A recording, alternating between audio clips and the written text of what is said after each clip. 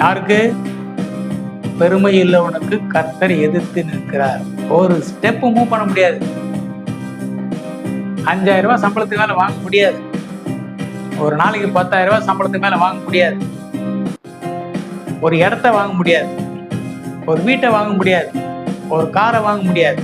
ஒரு வசதி, அதுக்கு நெக்ஸ்ட் லெவல்ல போக முடியாது. நான் சொல்றது எல்லாருக்கும் சொல்லல, பெருமையுள்ளவர்களை பற்றி மட்டும் பேசுறேன். உன்னை நீயே நிதானித்துப்பார். இது கர்த்தர் உனக்கு கொடுக்கிற எச்சரிக்கை. உனக்குள்ள இருக்கிற குறையை நீ நிதானித்தறிந்தால் இன்றைக்கு உனக்கு ரட்சிப்பு வரும். சகேவு பார்க்கறதுக்கு இயேசு கிறிஸ்து வராரு. சகேவே இறங்கி வா, அவர் சொன்னது ஒரே ஒரு வார்த்தை தான். உன் பேரை சொல்லி, மகளே நான் உன்னை பார்க்க வந்திருக்கேன், உன்னோட கதவை திற,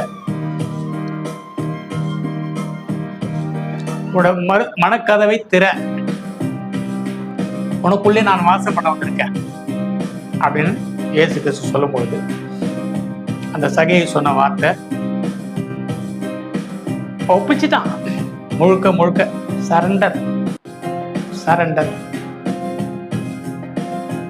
ஏமாத்ததெல்லாம் திருப்பி கொடுத்துட்றேன், ரத்தத்தினே கொடுத்துறேன், நாளத்தினே கொடுத்துறேன், எல்லாத்தையும் கொடுத்துட்றேன், இருந்த மொத்தத்தையும் கொடுத்துட்டேன், ஆசையில பாதி ஏழைகளுக்கு கொடுத்துட்டேன், மொத்தத்தையும் கொடுத்தாச்சு.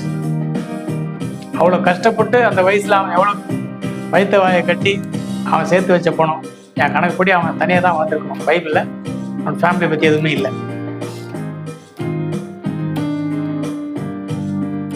கொடுத்துட்டா இன்னைக்கு தனியா நிக்கிறான், அவனுக்கு ஒண்ணுமே இல்லை.